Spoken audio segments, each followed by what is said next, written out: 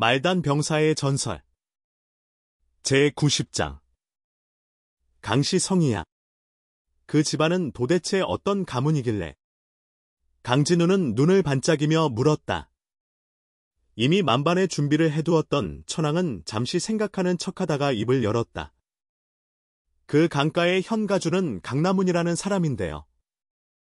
그 사람 할아버지가 원래 강서진 가문에 속한 신하였거든요. 근데 실력이 크게 늘면서 강가를 따로 차리고 독립해버렸죠. 그래서 강가와 강서진 가문은 지금 완전 철천지원수 사이입니다. 강가는 행정성이 중주 하나뿐이고 병력도 그에 맞춰 적은 편이에요. 반면에 강서진 가문은 행정성이 2개나 되고 병력도 훨씬 많죠. 하지만 내부가 워낙 갈라져 있는 데다 또 다른 적들도 많아서 강가를 당장 멸망시키지는 못하는 상황입니다. 이번 세대 강가는 자손이 적어요. 강나무는 동생이 1명 있고 그 동생 강나무는 아들이 하나, 강나문 본인은 아들이 2 있죠. 그럼 그 가문의 내부 세력 분포는 어때?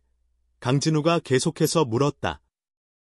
천황은 이미 그 정보도 달달 외워놨기에 당장 말하려다가 뭔가 생각난 듯 말을 바꿨다. 그건 제가 잘 모르겠네요. 아마 본가 쪽이 병력의 대부분을 쥐고 있을 겁니다. 병력이 워낙 부족하다 보니 외부인을 그렇게 열심히 받아들이려는 걸 거예요. 강진우는 조금 실망했지만 자신에겐 맞는 컴퓨터 누님이 있다는 걸 떠올리며 대수롭지 않게 여겼다. 그는 진지하게 관심 있는 문제를 물었다. 그럼 나 어떻게 하면 강가에 가입할 수 있지? 천황이 웃으며 말했다. 그거 간단합니다. 그쪽에 연락해서 가입 의사만 밝히면 돼요. 진짜 그게 다야. 나를 조사하거나 확인도 안 해. 강진우는 믿기지 않는다는 듯 눈을 동그랗게 떴다. 물론 기본적인 신원 검사는 하죠. 그 사람들이 제일 꺼려하는 게 강력한 적을 등에 업고 있는 사람이니까요.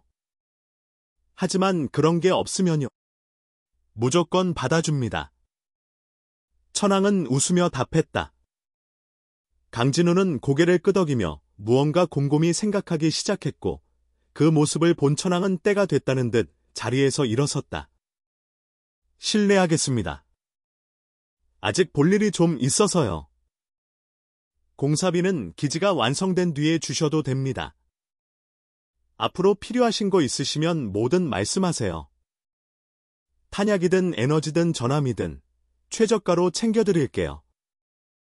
조종 시뮬레이터 조작 매뉴얼은 기계 안에 다 들어있습니다. 강진우는 얼른 일어나 천황에게 고개 숙여 인사했다. 천황을 배웅한 뒤 강진우는 공사팀이 엉망으로 만든 기지를 둘러봤다. 도저히 머물 수 없는 상황이었고 여자 병사들도 각자 수송선에서 물자 점검에 한창이었다. 할 일이 없어진 강진우는 결국 기지의 관제탑 어딘가에 처박혀 있던 선글라스를 찾아내 쓰고는 유성호의 지휘실로 돌아갔다. 누나 거기 있어요. 강진우는 컴퓨터 누님을 부르며 돌아다녔지만 아무리 불러도 반응이 없었다. 그는 내가 너무 오래 누님을 안 찾았더니 삐졌구나 싶어 선글라스를 벗으려 했다. 그런데 그 순간 검은 머리를 휘날리는 2호 제로스타가 갑자기 튀어나오더니 허리에 손을 얹고 강진우 코앞에 손가락을 들이밀며 분노의 한마디. 이 나쁜 강진우. 썩은 강진우. 누님을 내팽개쳐두고 무시하다니. 내가 내 누나 맞긴 맞아. 강진우는 바로 바닥에 붙을 듯 엎드리며 혀 짧게 굴었다. 누님 오해입니다. 감히 제가 누님을 무시하다뇨. 전 늘 누님 생각뿐입니다. 죄송해요 누나. 2호 제로스타는 그런 아부를 처음 들어보는 듯 당황하다가 금세 기분이 풀려버렸다. 강진우는 바로 이때다 싶어 자신이 무란성계로 가기로 한 계획과 천황에게 들은 모든 정보를 털어놓았다. 그는 2호 제로스타를 단순한 AI가 아닌 진짜 가족 같은 존재로 여기고 있었기 때문에 어떤 일이든 함께 상의했다. 말을 다 들은 2호 제로스타는 바로 무란성계의 전체 지도를 띄워 보여주었다. 이게 무란성계 지도야. 전체 성계 중에서도 행정성이 가장 많은 곳이지.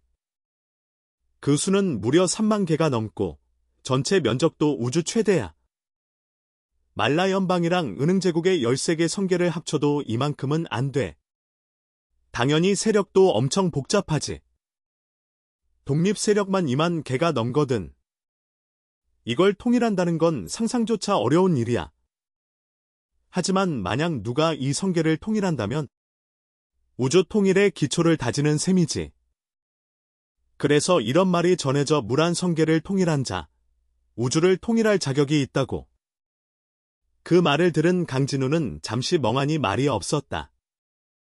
무란 성계가 크다는 건 알고 있었지만 이 정도일 줄은 몰랐다.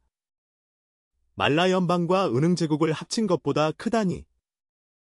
세력만 해도 2만 개 이상, 행정성만 3만 개 이상이라니. 보통 성계가 행정성 1000개도 안 되는 걸 생각하면 정말 엄청난 숫자였다. 간신히 정신을 차린 강진우는 깜짝 놀라며 물었다. 이 정도로 좋은 고진데다 그런 소문까지 있다면 왜 다른 국가들은 여기 점령 안 하는 거야? 이오 제로스타가 피식 웃으며 대답했다. 점령한다고. 무란 성계 인구가 얼마나 되는 줄 알아? 1억. 1000만. 아니, 무려 800억 명이야. 여기에 존재하는 모든 세력의 전함수를 합치면 1800만 척이 넘는다고. 이 정도 병력을 상대로 싸울 국가는 우주 어디에도 없어. 무란 성계 주변 국가들은 감히 꿈도 못 꾸지. 심지어 우주 최강국이라는 무라이 합중국조차도 너무 멀리 떨어져 있어서 올 생각조차 안 해. 그건 이해가 되는데 무라이가 관심이 없다는 건 이상한데. 걔네 꿈이 우주 통일이라면서. 그런 소문 들으면 당연히 혹할 거 아냐. 강진우는 고개를 갸웃거리며 되물었다. 이오 제로스타는 한숨을 쉬며 강진우를 째려봤다. 아이고, 우리 멍청한 동생아. 넌 우주 중심 쪽 애들 자존심이 얼마나 하늘 높은 줄 모른다는 걸 모르냐. 우리처럼 우주 변두리에 사는 사람들은 걔네 눈엔 미개한 유인원 수준이란다. 그런 인식 속에서 우주 최강국 무라이 합중국이 무란 성계에 관심을 갖는다고 생각해. 그리고 그 무란 성계 통일, 우주 통일 기초라는 전설 같은 말도 사실은 무란 성계 안에서만 떠도는 소문일 뿐이야. 외부 사람들은 그런 얘기 자체를 몰라. 설령 들었다고 해도 쟤네가 자위하려고 만든 얘기겠지 하면서 비웃기 일수라고. 그 말을 들은 강진우는 표정이 굳으며 투덜거렸다. 뭐야, 중심에 산다고 잘난 척이야. 먹고 입고 쓰는 건 다 똑같잖아. 단지 위치만 좋을 뿐인데 뭘 그렇게 잘난 척이람. 그리고 우주는 무한하다고 하잖아. 지들이 사는 데가 왜 우주 중심이라는 건데? 이오 제로스타는 차분히 설명했다. 거기가 문명이 가장 먼저 시작된 지역이라서 우주 중심이라 불리는 거야. 자, 그 얘긴 이쯤 하고 네가 들어가려는 곳은 바로 이 행성, 중주라는 곳이지. 그녀는 무란 성계 외곽에 위치한 파란색 행성을 확대해 보여줬다. 푸른 빛이 감도는 그 아름다운 행성을 본 강진우는 감탄이 절로 나왔다. 와, 색깔 진짜 예쁘다. 물이 행성 전체 면적의 절반은 넘는 것 같은데? 이오 제로스타가 고개를 끄덕이며 말했다. 맞아. 수면 비율이 워낙 높아서 수성이라고도 불러. 누나, 이 행성에 대해 좀 알려줘. 강진우가 요청하자 이오 제로스타는 바로 브리핑을 시작했다. 이 행성의 인구는 약 1천만 명이고 연간 총경제 수입은 3조 무라이와야. 세수는 총수입. 잠깐만. 무라이요. 무란 성계엔 자체 화폐가 없나? 강진우는 의아해하다가 스스로 납득한 듯 말했다. 아, 그렇구나. 이 성계에만 수만 개의 세력이 있으니까. 각자 화폐 쓰면 화폐 종류가 수만 가지겠네. 그걸 누가 다 받겠어. 상인들한테는 악몽이지. 이후 제로스타는 못마땅하다는 눈으로 그를 흘겨보고는 계속 설명했다. 강가는 중주 행성의 실질적 통치자야. 전투력으로 보면 1급 전함 1척, 6급 수송선 3척, 병력은 3만 명 정도. 근데 왜 저급 전함은 없지? 강진우는 또 끼어들었다. 강가뿐만이 아니라 무란 성계 전체에서 저급 전함은 거의 안 써. 이유는 간단해. 저급 전함은 그냥 전장에서 총알바지밖에 안 되거든. 돈 주고 사기엔 너무 효율이 떨어져서 아예 안 쓰는 거야. 이오 제로스타는 그렇게 말하면서도 약간은 확신이 없는 듯했다. 그럼 그 전함들 전부 사온 거야. 자체 조선소도 없는 거야. 강진우는 놀라 물었다. 맨날 전쟁만 하고 기술도 없고 시간도 없고 그리고 솔직히 자기들이 만들 바엔 군수업자들한테 사오는 게 더 싸고 좋아. 그러니 그냥 사는 거지. 안 사면 뭘 타고 싸우겠어? 이오 제로스타는 어깨를 으쓱였다. 강진우는 고개를 끄덕이며 중얼거렸다. 그래도 나 같으면 조선소 하나쯤은 갖고 있겠다. 그가 더 이상 묻지 않자 이오 제로스타는 곧장 중요한 핵심 설명으로 들어갔다. 자, 이제 내가 들어가려는 강가 내부 구조에 대해 말해줄게. 강가의 최고 통치자는 가주고 현재는 강나문이 맡고 있어. 그 다음은 부가주로 그의 동생 강나무야. 이 둘은 각각 7척의 고급 전함과 10척의 중급 전함을 보유하고 있어. 그 아래 가로라고 불리는 핵심 간부층이 셋 있는데 첫째는 강나문의 삼촌인 강중보. 이 사람은 중급 전함 15척을 가지고 있지. 둘째는 장희. 이 사람은 외성인이지만 중급 전함 5척 보유. 셋째는 조엘 론드. 역시 외성인이고 중급 전함 7척을 갖고 있어. 이 두 사람은 강가에 투신하면서 자기 소유 전함을 가져온 경우고 급여받아서 전함을 직접 산 케이스들이야. 강진우는 속으로 중얼거렸다. 이름만 들어도 외성인 티가 팍 나네? 겉으로는 아무 말 안 했지만 그는 하나라도 놓치지 않겠다는 듯 귀를 쫑긋 세웠다. 이오 제로스타는 강진우의 속마음 따윈 아랑곳 않고 설명을 계속 이어갔다. 가로 아래 네 번째 계급은 가장이라고 해. 일반적으로 전함 한 척과 병력 1만 명을 지휘할 수 있는 사람이 이 계급을 받아. 진우 내가 전함을 한 척 이끌고 들어간다면 바로 가장 자리 얻을 수 있을 거야. 5번째는 가부, 병력 1000명 지휘. 6번째는 가곡, 100명 지휘. 7번째는 가정, 10명 정도 지휘. 마지막이 가병, 기본 병사들이지. 지휘는 못해. 강진우는 고개를 끄덕이며 정리했다. 가병은 소위, 가정은 중위, 가곡은 대위쯤 되려나. 그런데 왜 이렇게 군 계급 이름이 촌스럽냐? 뭐, 가문 체제를 강조하려고 그런 건가? 이오 제로스타는 이어 설명했다. 강가는 고정된 급여가 없어. 공로에 따라 봉지를 나눠받지. 그 봉지에서 나오는 세금을 일부 가문에 바치고 나머지는 본인이 가져. 그러니까 자기 땅을 열심히 발전시키는 게 이득이야. 이 제도 덕분에 강가의 신하들은 결속력이 강하지. 최근 다른 가문 세력이나 재정 세력들도 이걸 도입하려고 하더라고. 설명을 마친 이후 제로스타는 강진우를 바라보며 말했다. 됐어. 궁금한 건 나중에 묻고. 난 이 어중간한 전함에 뭐가 달려있는지 좀 봐야겠다. 그리고 말 끝나기 무섭게 휙 하고 사라졌다. 강진우는 잠깐 멍했지만 이내 고개를 끄덕였다. 이젠 누님이 이 전함 점검 들어갔구나.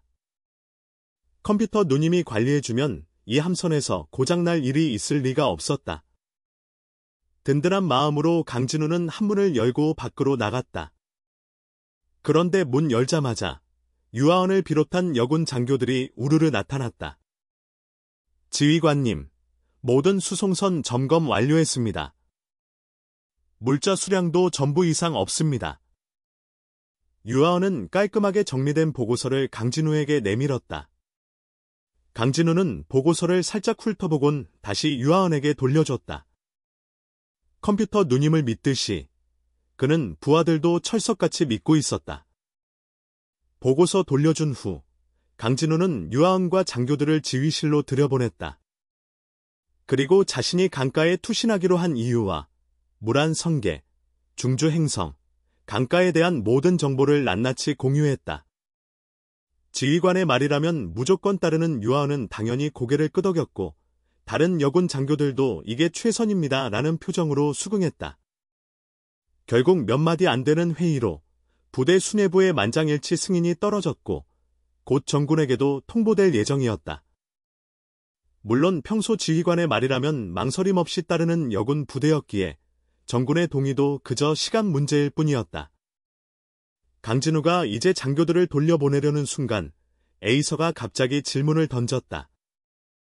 지휘관님, 전함 조종 훈련기는 어디에 있나요?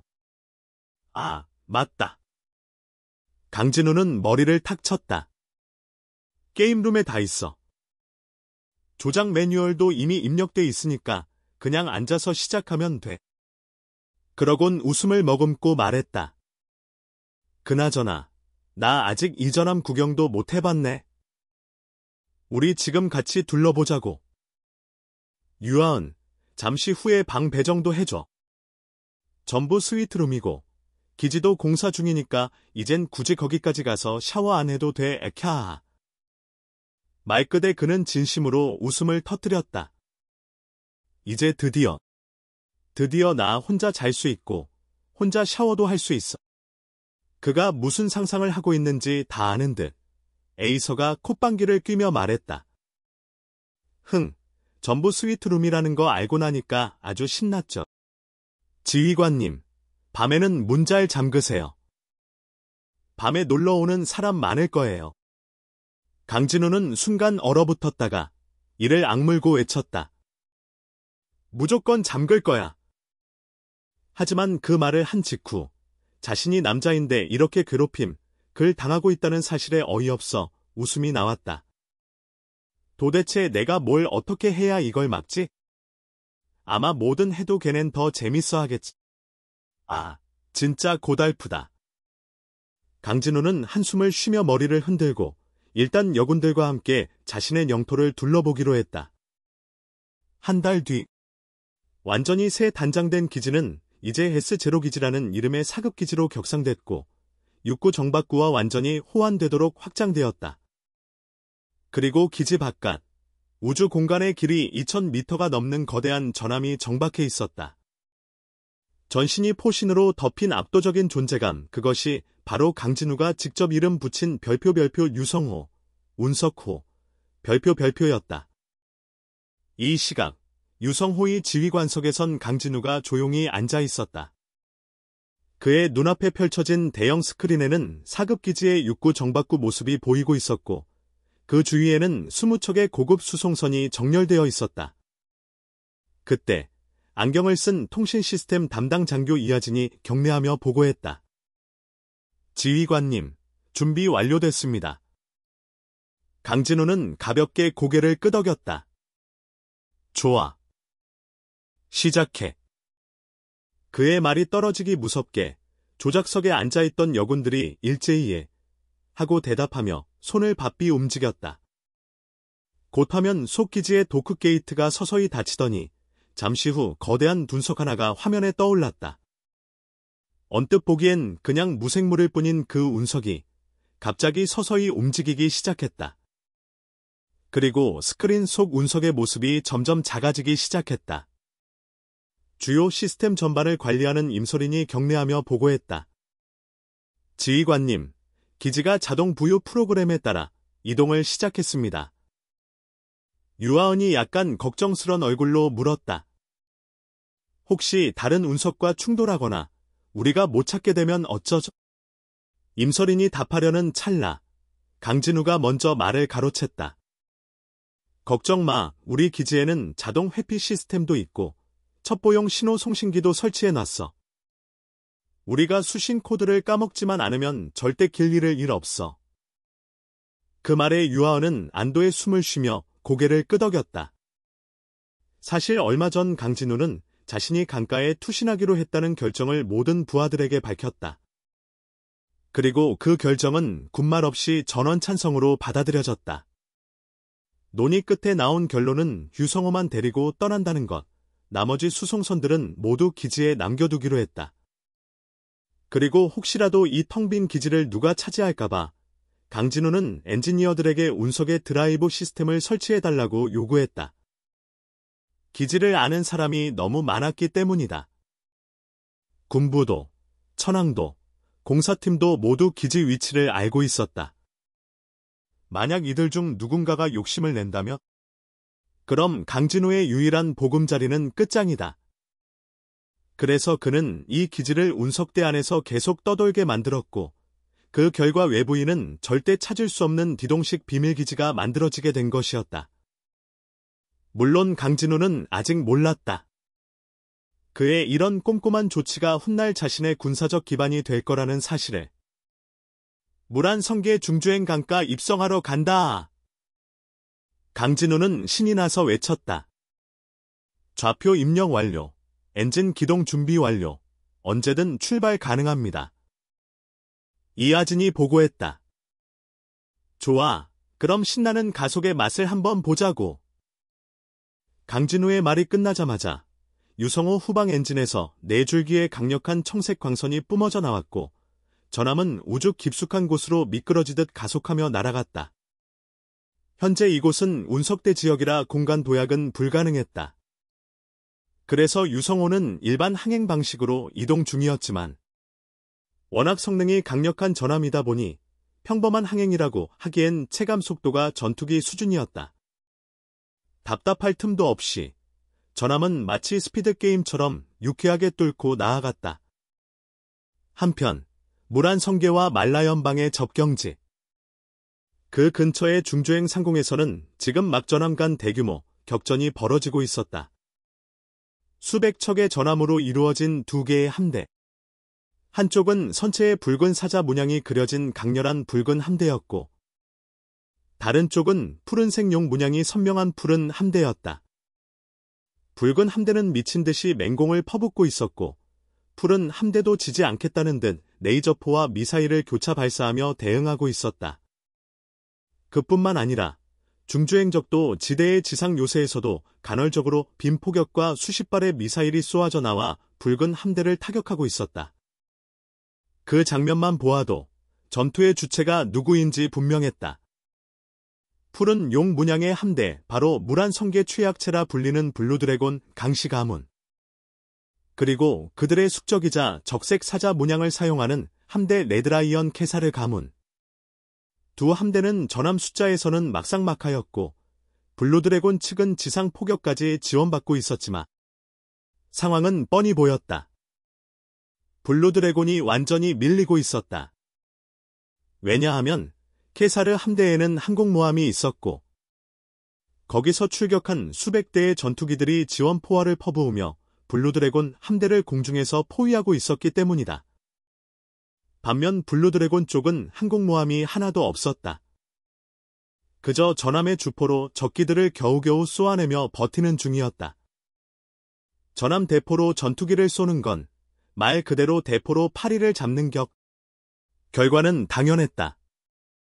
하늘 위로 신경을 뺏긴 블루드래곤 함대는 레드라이언 전함들이 퍼부은 일제사격에 그대로 당했고 잠깐 사이에 4-5척의 전함이 산산조각나 우주 쓰레기로 전락해버렸다.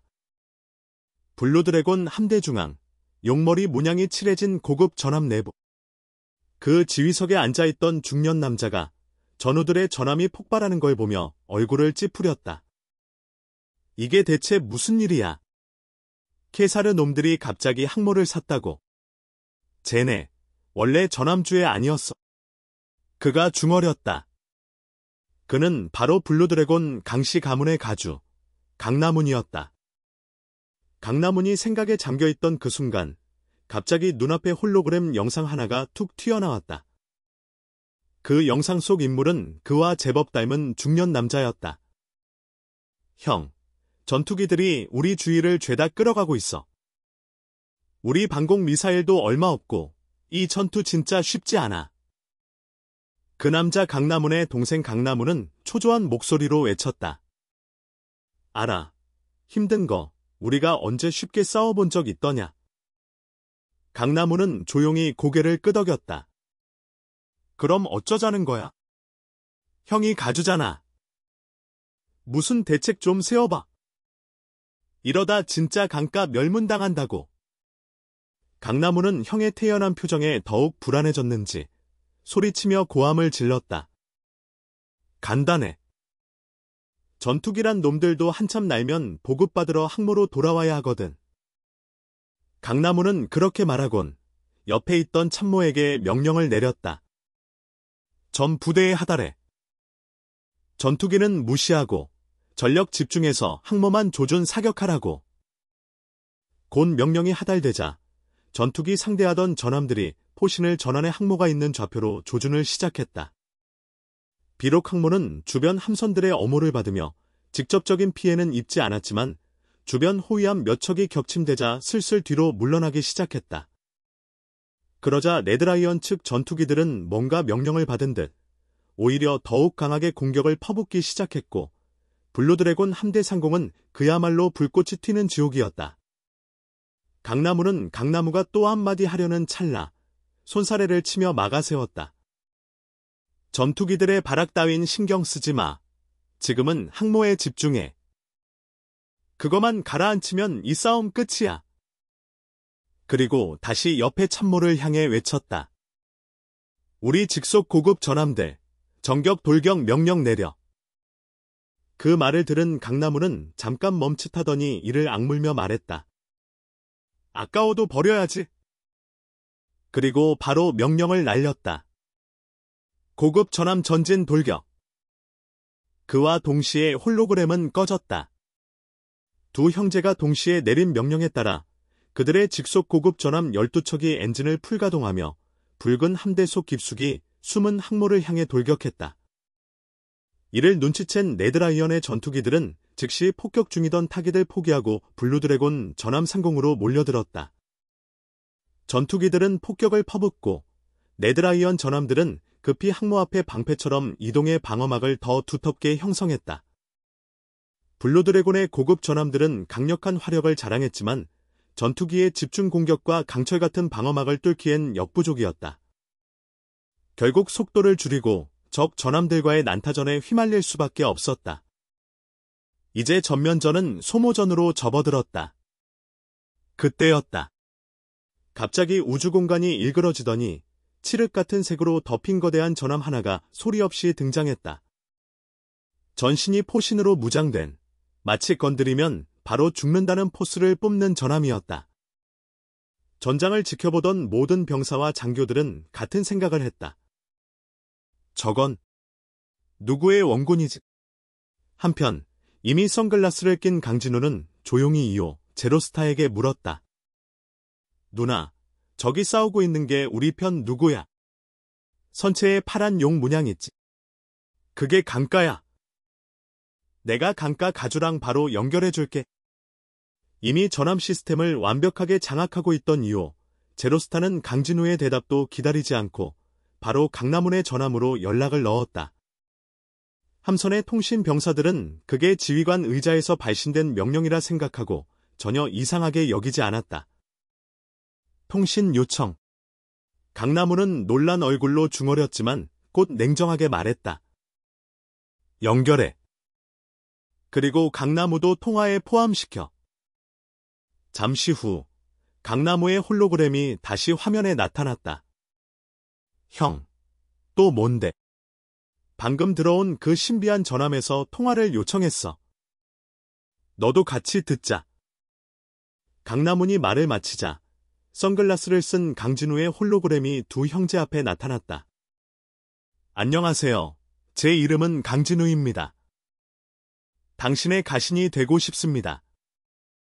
강진호는 서론도 없이 아주 직설적으로 말했다. 강진호, 가신이 되겠다고. 강남훈과 강남훈은 동시에 찌푸린 얼굴로 중얼였다. 이렇게 불쑥 들어와 말하는 사람은 처음이었다. 강남훈은 물었다. 우리 강가는 언제나 외부 인재를 환영합니다. 하지만 당신은 누구죠? 우리 가족의 안위를 생각하면 정체가 확실하지 않은 사람을 받아들일 수 없습니다. 그 말에 강진우는 잠시 멍해졌다. 어라? 내 이름을 모른다고. 아, 그럴 수도 있겠네. 내 명성은 말라연방 한정이었지. 여긴 외지니까. 강진우는 어깨를 으쓱하며 말했다.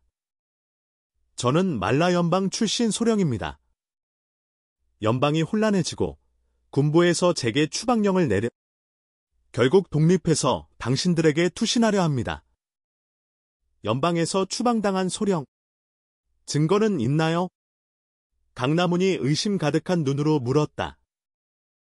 강진우는 주머니에서 군인 카드를 꺼내 들며 말했다. 여기 제 군인 카드가 있습니다. 안에 복무 기록도 다 들어있어요. 조회하면 바로 나올 겁니다. 그 모습을 보고 있던 강나무가 끼어들었다. 형, 진짜 받아줄 거야. 연방 소령 주제에 저런 괴물 같은 전함이 있다는 게 말이 돼. 하지만 강나무는 동생을 무시한 채 곧바로 강진우에게 말했다. 지금부터 넌 내 직속 가장이다. 자, 넌 어떤 방식으로 나에게 충성을 보여줄 수 있지? 그 말에 강진우는 눈이 반짝이며 외쳤다. 좋습니다. 모든 무기, 목표는 레드라이언 함대. 발사. 유성호의 여군 병사들은 이미 전투 시뮬레이터를 통해 조작법에 익숙해져 있었다. 강진우의 명령이 떨어지자 즉시 표적을 설정하고 손가락을 발사 버튼 위에 얹었다. 발사. 강진우의 외침과 동시에 거대한 포신에서 눈부신 폭격이 쏟아지기 시작했다. 한창 전투로 열기가 치솟던 붉은 사자와 푸른 용의 함대. 그들 모두는 곧바로 알게 됐다. 눈앞에 등장한 정체불명의 거대 전함이 얼마나 무서운 존재인지. 그 전함에서 수백 개의 포신이 동시에 일제히 새하얀 광선을 쏘아냈고 그 광선에 맞춰 마치 쏟아지는 비처럼 수천 발의 미사일이 발사되었다. 멀리서 보면 마치 분노한 고슴도치가 바늘을 마구 뿜어내는 듯한 모습이었다. 제일 먼저 불행을 맞이한 건 전함 쪽으로 정찰차 나온 레드라이언 전투기 몇 대. 그들은 거미줄처럼 엉킨 레이저망 아래에서 회피 기동도 못하고 그대로 기화돼 버렸다. 이 광경을 지켜보던 레드라이언, 블루드래곤 양쪽 모두 눈이 휘둥그레졌다. 아니, 우리 함대 전체가 쏴도 저 정도는 안 되는데. 뭐지 저 괴물은? 그러나 가장 먼저 정신 차린 건 전투기 조종사들이었다. 지휘 명령 따위 상관없이 본능적으로 함선을 이리저리 피하며 퇴각하기 시작했다. 그리고 미사일과 광선이 붉은 사자 문양이 박힌 적 전함을 정확히 관통하는 순간 모든 이들이 그 전함이 어느 편인지를 확실히 깨달았다. 레드라이언 함대는 공포에 휩싸여 뿔뿔이 흩어지기 시작했고 블루드래곤 함대는 환호성을 지르며 전력을 다해 반격에 나섰다. 강진우도 이 절호의 찬스를 놓치지 않았다. 전함 돌격. 목표는 레드라이언. 미사일 사출구 전부 개방. 발사 계속. 유성호의 포신과 발사구는 쉴 틈 없이 열리고 닫히며 광선과 미사일을 끝도 없이 쏘아댔다. 정확히 조준된 표적들은 단 하나의 예외 없이 순식간에 우주먼지로 변했다. 그 시각, 아직 강진우의 신원 문제로 형에게 항의하던 강나무는 유성호가 보여주는 이 압도적 전투력에 말을 잃었다. 한참 뒤에야 겨우 입을 열었다. 이게 전함 맞아. 그러고는 고개를 돌려 침묵 중이던 강나문을 바라보며 낮게 중얼거렸다. 형, 이제야 왜 정체 확인도 안 하고 그 사람을 받아들였는지 알겠어. 강나무는 한숨을 내쉬며 고개를 끄덕였다. 어쩔 수 없었어. 만약 우리가 그를 거절했으면 그는 케사르 쪽으로 갔겠지. 그랬다면 지금쯤 우리 강가는 사라졌겠군. 강나무는 등골이 서늘해졌다. 만약 저 괴물 같은 저남이 적으로 등장했다면 그것만 생각해도 몸이 떨렸다. 그때 통신 시스템에서 환호성이 울려 퍼졌다. 강나무가 눈을 들어 바라보니 붉은 사자의 함대는 이미 무너졌고 블루드래곤 함대가 그들을 뒤쫓고 있었다. 그리고 그 선두에는 바로 그 공포의 고슴도치 유성호가 있었다. 강나무는 넋을 잃은 채 중얼거렸다. 이걸로 끝난 거야. 그러나 이내 무언가 떠오른 듯 두 눈을 반짝이며 강나무를 향해 외쳤다. 형! 전 재산을 다 털어서라도 저런 저남 무조건 사야 해. 5척만 있어도 케사르 가문 박살내는 거 꿈이 아니야. 하지만 강나무는 고개를 가로저었다. 우리도 당연히 사야지. 하지만 그건 우리만 생각하는 게 아니야. 그는 창밖에서 도망치는 케사르 함대를 바라보며 낮게 말했다. 지금쯤 저놈들도 저 저남의 위력을 똑똑히 받겠지. 그러면 분명 걔들도 사려고 할 거야. 결국 이건 돈 싸움이야. 우리 강가가 돈이 많을지 케사르가 더 많을지 그게 관건이지. 그러고는 손을 휙 내저으며 명령을 내렸다. 됐어. 추격 중지하라고 해. 더 쫓아가면 국경선 넘는다.